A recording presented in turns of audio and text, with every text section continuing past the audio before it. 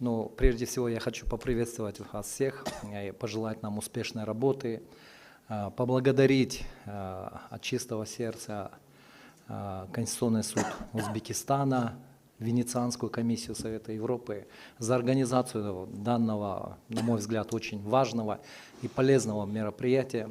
Тут были высказаны очень хорошие инициативы, которые я всем сердцем поддерживаю, в особенности касательно создания более тесных контактов в регионе Центральной Азии. Вот. Но я бы хотел начать с того, что моя страна пережила аж 3 революции. Да? Каждый раз это для нас всех было такой большой трагедией. Особенности 2010 года, когда это было сопряжено с очень большим количеством человеческих жертв. И вот в раздумьях над этим я пришел к такому, просто неутешительному выводу, что в большей степени эти вещи происходят именно из-за того, что судебная система, в том числе конституционный контроль, который возложен в наших странах, до конца не выполняет тот функционал, который, в общем-то, для чего он был призван. Что в целом это означает? Вообще природа государственной власти такова, что между государством и гражданским обществом всегда будут определенные напряжения. И именно суды должны снимать это напряжение, чтобы это не дошло до точки кипения. И я вам говорю как представитель народа, которые в реалии пережили эти вещи. И на самом деле именно конституционный контроль является главным и самым действенным механизмом, который может снять вот это напряжение и не довести до каких-то недопустимых социальных потрясений. И вот в этом смысле я хочу сказать, что именно в 2010 году у нас было принято ключевое решение. В чем оно заключалось? У нас Конституционный суд вообще был образован аж в 1990 году. И только в 2010 году было принято решение, что необходимо допустить конституционному судопроизводству обычных граждан, обычного человека. Здесь, кстати, было правильно замечено, что как раз Георгий говорил о том, что речь не идет только о гражданах, речь идет о каждом человеке. Да? И это не зависит от национальности или принадлежности к какому-то конкретному государству. Тогда, и причем, вы знаете, это все было сформулировано в Конституции таким образом, я лично еще не сталкивался, возможно, это где-то есть, возможно, я где-то упустил, что практически каждый может обратиться в Конституционный суд, и это не обязательно связано должно быть с каким-то конкретным его делом, с конкретной его бедой. Это не обязательно должно быть связано с тем, что в процессе рассмотрения, в том числе судами, что нужно пройти все имеющиеся судебные инстанции для того, чтобы возникла возможность обращения в суд. У нас сформулировано таким образом. Каждый имеет право обратиться в Конституционный суд с вопросом о конституционности закона или иного нормативного правового акта, если считает, что ими нарушаются права и свободы, предусмотренные Конституцией. То есть тем самым уже Конституция определила, что конституционная жалоба от граждан может быть рассмотрена даже в абстрактном порядке. Не обязательно, чтобы он столкнулся с какими-то бедами, пережил на себе какие-то вещи, которые связаны с нарушением законами Конституции. Вообще, я бы хотел несколько остановиться, именно с этого момента началась эволюция конституционного правосудия в моей стране. С 90-го года можно сказать, что в год, может быть, 1-2 дела рассматривалось вообще, да? И поскольку и даже на сегодняшний день специальные субъекты обращения в Конституционный суд, которые определены нашими законами, в общем-то, которые имеются практически во всех странах, я имею в виду парламент, я имею в виду депутатов, я имею в виду правительство, президент, они не всегда являются частыми, скажем так, гостями конституционных судов, к сожалению. Вот. И именно открыв вот эту дверь, когда позволили, только тогда, скажем так, началась вот эта эволюция. Я здесь еще раз хочу поблагодарить Совет Европы и Венецианскую комиссию Совета Европы за поддержку, которая была оказана вот в период с 2010 по 2014 год. Тот состав судей, который у нас был избран, практически побывал, ну, практически во всех европейских странах. Мы воочию видели, как это происходит вообще, конституционное правосудие. Мы учились прямо на ходу, и вот с 2014 года, ну и рассмотрели довольно большое количество весьма сложных дел, в том числе касающихся конфликтов между ветвями власти. Да? Вот.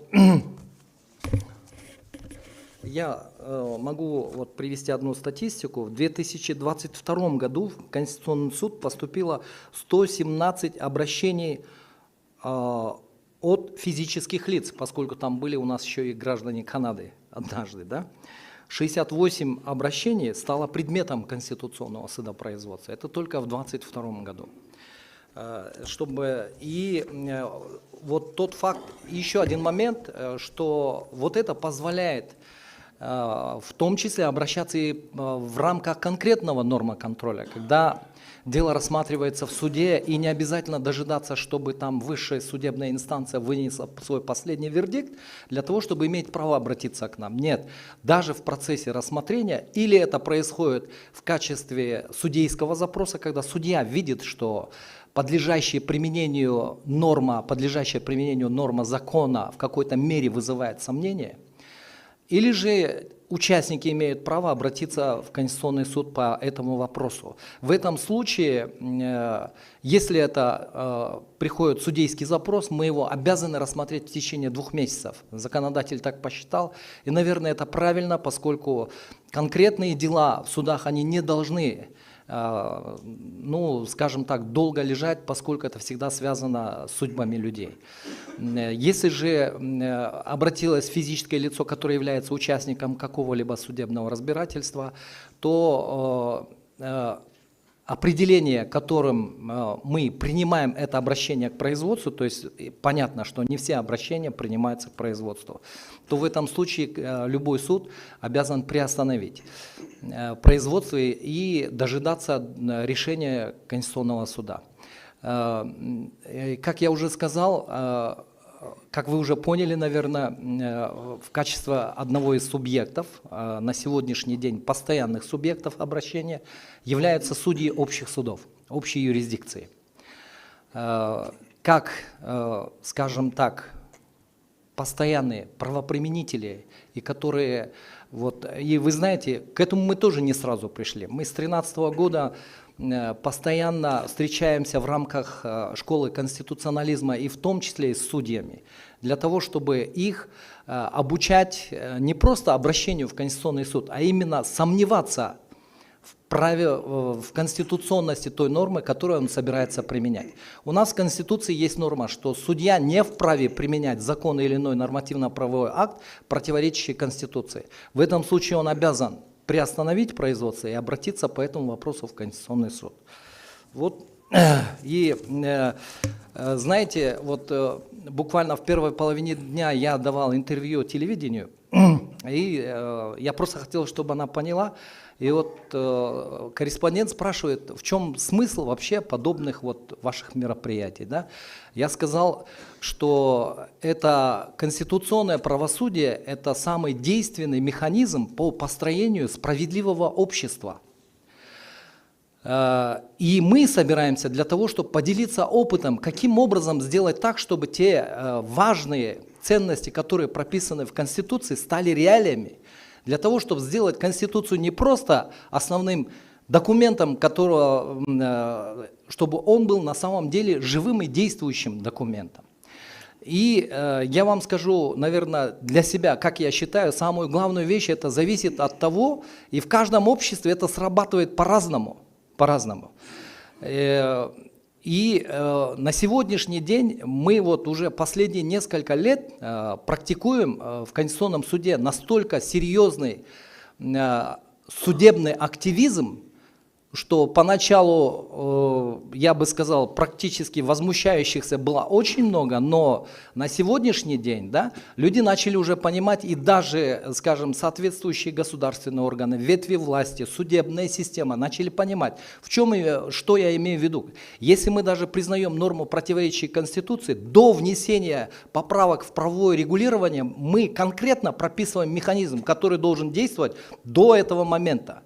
Поскольку в нашем законе прописано, что до внесения соответствующих поправок в действующее законодательство действует Конституция прямо, по своей юридической силе, и решение Конституционного суда. И мы, основываясь на этом, прописываем конкретные механизмы. Я это к чему говорю? Вообще, я считаю, что конституционные суды прежде всего призваны решать какие-то правовые проблемы, когда они не решаются в обществе, которые на самом деле вызывают главное раздражение в гражданском обществе. Я вам в качестве примера, поскольку у нас очень мало времени, и мы немного злоупотребили обедом, я бы сказал, да, я сразу понял, что мне надо сокращать свое выступление, а так я хотел о многом сказать. Я хочу в качестве примера вам рассказать о двух наших делах, да, это вопросы госпошлины. И мы параллельно рассматривали два дела, поскольку у нас первоначально законодательство предусматривало, что государственная пошлина оплачивается по результатам рассмотрения уже то лицо, которое проиграло процесс. Да? Разумеется, речь идет об имущественных спорах. Да? Потом, буквально в 2016 или в 2017 году, законодатель изменил эту ситуацию. Он принял решение, что госпошлина должна оплачиваться заблаговременно, до обращения, как основание обращения, то есть он должен оплатить это. Разумеется, народ был недоволен, но я хочу отметить одну вещь. К тому моменту взыскиваемость, это органы судебного исполнения, да, исполнение судебных решений, по их данным, взыскиваемость государственной пошлины к тому моменту, она практически до 90%, в смысле не взыскиваемость, до 90% дошла. Поскольку почти 90% обязаны были оплатить госпошлину истцы, а не ответчики. Вот в чем было, да? И когда законодатель принял это решение, и мы подтвердили, что это не противоречит Конституции, мы сказали, что, ребята, извините, задача, вообще цели, которые на что вообще госпошлина изначально предназначена, она не предназначена она не имеет цели оплату за отправление правосудия, а люди так и начали воспринимать, что это, оказывается, мы платим за то, что обратились к правосудию. Мы говорим, нет, правосудие в нашей стране в соответствии с Конституцией осуществляется бесплатно, да? А это имеет совершенно другие цели. И мы сперва признали его конституционные, результаты какие, да? То есть наоборот, ситуация повернулась на 180 градусов, да? То есть в последующем уже, истцы, сократилось, количество должников по госпошлине со стороны истцов тоже на порядка 80 до 80%. То есть люди просто так не стали обращаться в суды. Мы и написали в своем решении, что прежде всего это ответственность обращения в суд. Суд нельзя превращать в балаган. Если лицо решило обратиться в суд, он должен это осознать, да, и ответственно отнестись к этому своему решению. Вот в чем была наша это. В то же время государственная пошлина, мы сказали, он не должен закрывать доступ к правосудию. А второй вопрос чего касался? Это размеров госпошлины. По советской модели определения размеров госпошлины у нас и существовало 10% от суммы иска. Мы его признали противоречащей Конституции, потому что он в определенных ситуациях закрывает людям путь, люди не имеют возможности обратиться в суд для решения своей проблемы. И мы сказали, что размеры должны быть дифференцированы, это во-первых, да. И мы до принятия, до регулирования, мы специальный механизм разработали и мы прописали в своем решении, да, до решения этого вопроса правительством, что этот механизм должен быть вот таким. И теперь что? И мы, более того, мы практически суды заставили, что в определенных местах, я имею в виду суды общей юрисдикции, что они должны освобождать от выплаты государственной пошлины, определив две вещи. Это, во-первых, на самом деле спор этого человека нуждается в судебном, вообще, в судебном разрешении. Да? Человек нуждается вообще в справедливом судебном акте, это второе. И на самом деле он не имеет финансовой возможности оплатить госпошлину. И вот, основываясь на этом, на сегодняшний день, я, вы знаете, почему привел этот пример? Потому что этим решением довольны были как судьи, потому что почти в 3 раза упало общее количество обращений в суд с исковыми заявлениями, да? Почти в 3 раза. Да? А в то же время и граждане, потому что они получили такой реальный доступ к правосудию. И вот эти два ключа. И я вам скажу, что нашим судом принималось неоднократно таких ключевых решений, и за счет этого репутация Конституционного суда, его необходимость уже совершенно по-другому оценивается в нашем обществе. Да? И еще один момент. На самом деле почти 90% всех обращений к нам это составляют обращения обычных граждан. Поначалу все противники того же в 2010 году, когда хотели это предоставить право гражданам, противники говорили, что это очень сложный вид судопроизводства, граждане никогда не разберутся, и это только осложнит их ситуацию. И вот практика показала, что это не так, что по любому вопросу, в общем-то, граждане способны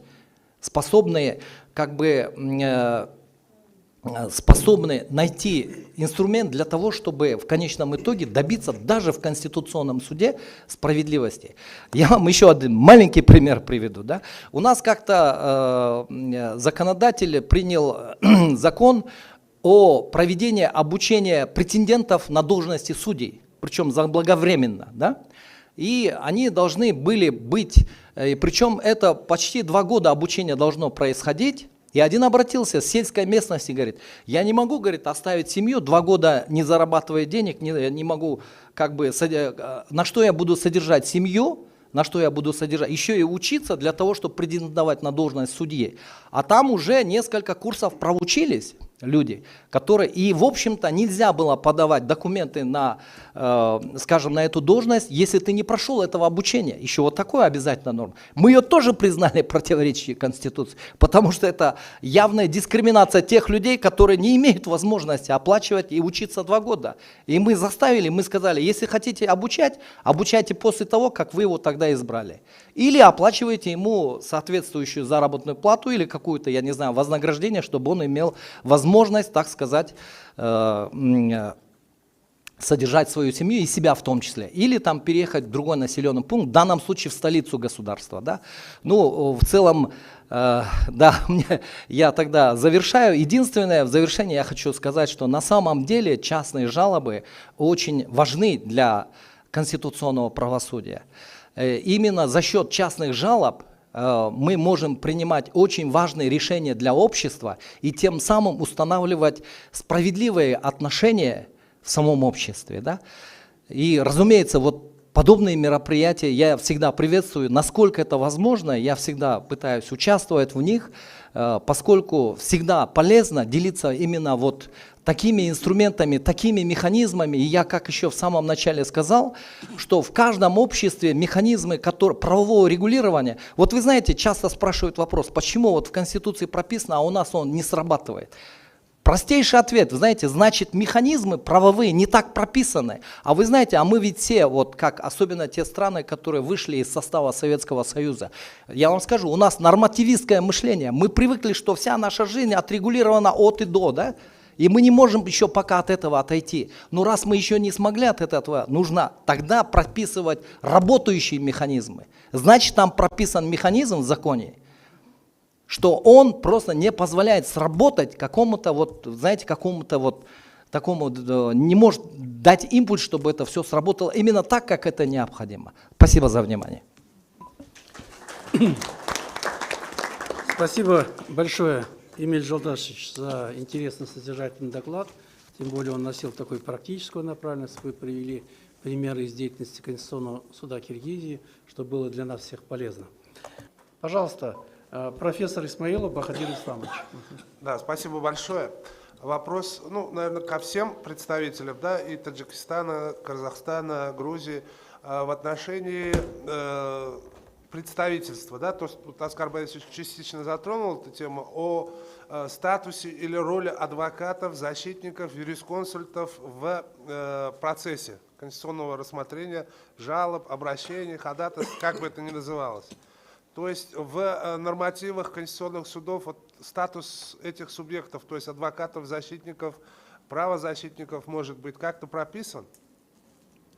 Ну, Эмиль Жолдашевич, может, вы начнете, да, а потом попросим. В общем-то, надо, наверное, прежде всего сказать то, что поскольку у нас гражданам позволено напрямую обращаться в Конституционный суд, как я уже говорил, он также имеет право и привлечь для этого соответствующие квалификации адвоката. Специально его права не прописываются. У нас это называется обращающая сторона, и все, что касается гражданина, кто обратился с ходатайством, теми же правами обладают, в общем-то, его представители, которые приходят там в установленной форме, оформленной доверенностью. Этого вполне достаточно. Что касается стороны ответчиков, я вам тоже здесь, наверное, довольно важная такая ситуация. У нас есть действующий полномочный представитель президента и кабинета министров в одном лице, постоянно действующий. Мы к этому тоже пришли вот в результате вот того опыта, той деятельности, которая, в общем-то, активно у нас мы провели на протяжении последних 10 лет.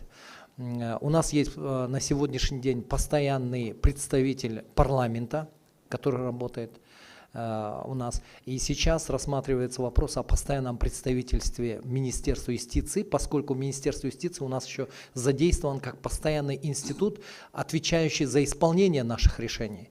То есть именно в этом институте готовятся проекты законов, которые направлены на исполнение наших решений.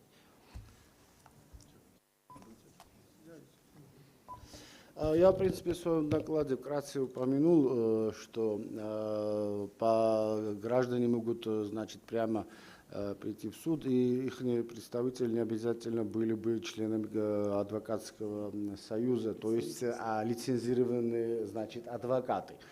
Потому что, в принципе, большинство адвокатов и непригодны для Конституционного суда, если мне спросить, между нами, если сказать, потому что это специфическое судопроизводство. Например, есть некоторые, которые непрофессиональные адвокаты, но работают в неправительственных организациях, или профессора права. Они лучше знают, и их зовут люди, что, когда спрашивают, да, кто хорошо может меня представить, потому что там судьи сидят, которым интересно и теоретическая аргументация, и практически это все. Ну, идеально, когда комбинированный теоретический знаток судопроизводства, еще какой-то адвокат, если это касается конкретного дела. И конкретного дела, как связку сделать лучше. Потому нет. И поэтому я упомянул, что не всегда, иногда уровень. Но у нас уже специализируются люди по судопроизводству конституционному, так что уже все знают, к кому обращаться. А у кого нет возможности, есть неправительственные организации, у которых свои гранты, наверное, и бесплатно, у которых нет возможности, оказывают эти услуги. Что касается второй стороны, для полного, значит, нормального судопроизводства обязательно первое, что судьи были квалифицированы, но для полного нужно, чтобы стороны тоже активные были, чтобы подачу давали судьям, чтобы они нормальные вопросы потом задавали, стоило задавать. Если не отвечает человек, уже охота пропадает вопрос задавать или нормально писать. И очень важно, что парламент, у нас в основном 99 парламент, потому что нормотворчество на парламента. И у парламента иногда проблемы, потому что у них проблема найти хороших знатоков конституционного судопроизводства, потому что они ищут, стараются даже из суда старались лоббировать, чтобы перевести, рекрутировать кого-то, сотрудников, потому что вырастить, да, новых. Если они уже выросли, потом идут в свой частный бизнес или что-то. И это тоже проблема у вас в разных странах по-разному. Но у нас проблема, что не всегда парламент хорошо был представлен. И в некоторых делах вынуждены были послать самих депутатов. Потому что ругались депутаты, когда проигрывали, потом валяли на бедных сотрудников аппарата, как будто аппаратчики приняли закон 5 лет тому назад, когда они еще студентами были, и из-за того, что какой-то плохой закон приняли, валили, что, наверное, этот аппарат нехорошо представлял наше дело, а то мы идеально все принимали. И они сами начали приходить, во-первых, чтобы слышать сами, как дела, а во-вторых, что как будто защитить самого себя. Ну, они тоже не идеально, потому что они там политическими речами это выходили, а судьям это не очень-то интересно было. Но есть некоторые и квалифицированные парламентарии. То вот такие дела тоже есть. Вкратце что. Спасибо. Я дополню тоже коллег. Дело в том, что очень много граждан обращается, я уже говорил, цифра уже около 3000 обращений, и многие эти обращения не совсем соответствуют деятельности Конституционного суда Республики Казахстан. Поэтому мы большое значение передаем деятельности адвокатов. Мы вот, если вы слышали, я в докладе сказал, мы проводили несколько вебинаров и охватили 1300 адвокатов, юридических консультантов, всем, чтобы они знали, что такое конституционное производство. И, соответственно, уже отдача есть. Многие адвокаты приходят на заседание Конституционного совета, выступают от имени своих заявителей и достаточно уверенно в этом плане они работают. Поэтому мы эту работу продолжаем, потом мы создаем различные графические пометки для граждан по вопросам обращения в Конституционный суд. И, конечно же, адвокаты проявляют заинтересованность в деятельности Конституционного суда и обращаются к нам сами. Теперь вы еще, Бахадыр Исламович, спрашивали по поводу Курултая, да, в первой части нашей сессии. Я хотел бы сказать следующее, что, как уже говорили коллеги, отмечали, мы идем сейчас по пути больших конституционных реформ у нас в Республике Казахстан. И, соответственно, всегда тюркские народы, когда проводили большие реформы, они всегда проводили Курултаи. В частности, вот, казахский народ проводил свои Курултаи при выборах ханов, при решении вопроса мира, войны и так далее. И вот президент нашей страны решил воссоздать такой национальный Курултай, создал его, и в него вошли наиболее авторитетные представители населения, гражданского общества, в том числе оппозиции. И имея в виду, что национальный Курултай является консультационно-совещательным органом, он в определенные там, раз в квартал, раз в полгода проводит совещания и выслушивает всех представителей гражданского общества, и потом уже принимает конкретные решения. Поэтому как бы вот исторически Курултай в наших народов присутствовал, и сейчас вот на изломе, то есть когда мы уже строим, как мы говорим, Вторую Республику, есть моменты, когда нужно советоваться с народом, и эту функцию он выполняет, Курултай. Спасибо. Пожалуйста. Я хотел затронуть буквально два вопроса, мне кажется, это очень важно. Вот последний выступающий, наш докладчик, Ихтиер Беков, да? Ага. Вот, Рустамович, Ихтиер Рустамович, вы сказали, что многие вещи в Конституции, которые не находят своего отражения, соответствующего отражения уже в законодательных актах, в общем-то, являются первопричиной разного рода проблем.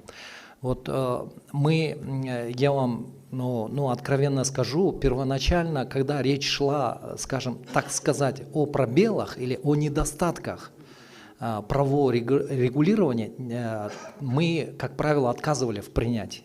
В последние годы мы отказались от этой практики. И вот я вам маленький пример приведу. Да? Там шла речь, я сейчас досконально не помню, но о каком-то итоговом акте суда общей юрисдикции. Это не касается, по-моему, то ли прекращения, то ли еще чего-то. Да? И именно итоговое. Но это не приговор, это не решение окончательное. Да? Это тот акт, который приводит к какому-то итогу. То есть на этом дело завершается. Да? И в законодательстве процессуальном было предусмотрено, что этот акт может быть обжалован только в апелляционном, то есть в апелляционном порядке, но он не предусмотрен главой, где речь идет о кассационном порядке рассмотрения дел. То есть завершается апелляционной инстанцией. То есть обращающийся конкретно не ставил вопрос именно какая норма противоречит Конституции. То есть я хотел сказать, что органы конституционного контроля, исходя из задачи обеспечения верховенства Конституции, это является важнее, чем какие-то другие недостатки законов, которые регулируют деятельность конституционного контроля. И в этом смысле мы даже, так сказать, пробелы, мы признали эту норму, противоречащей Конституции, в смысле сам кодекс, в той мере, в какой он не допускает, скажем, да, рассмотрения, поскольку это итоговый судебный акт. На этом закрывается, скажем, судебное разбирательство. И поскольку проблемы кассации, то есть, что проблемы могут быть в том числе касаться правильности применения норм материального и процессуального права, мы сказали, что раз глава о кассационном порядке рассмотрения дел этого не предусматривает, мы даже признали в этом смысле противоречием в той мере, в какой не допускает рассмотрение в кассационной инстанции от подобных итоговых актов. Это вот в этой части. То есть не нужно, на мой взгляд, конституционным судам уходить от решения каких-то проблем, потому что нет других институтов, которые бы решали эти проблемы. В законодательном порядке, я вас уверяю, эти проблемы никогда не решатся. Именно правильность работы правовых механизмов, реализация верховенства Конституции, его принципов и положений, это является задачей органа конституционного контроля, это мое убеждение. Второй вопрос насчет Курултая. У нас до сих пор парламент считает, что Курултай, у нас тоже есть такой институт, он был введен новой Конституцией 2021 года, считает, что это орган, которым пытаются подменить деятельность парламента. У нас уже прошел первый съезд Курултая, и он на самом деле показал, что он является всего лишь каким-то, ну не каким-то, я оговорился, я имею в виду, это институт народовластия, который выполняет совершенно другие задачи и совершенно другие цели преследует. И это на практике показало, как это работает. Хотя парламент все время блокировал и до сих пор блокирует окончательное принятие закона о Курултае. Спасибо.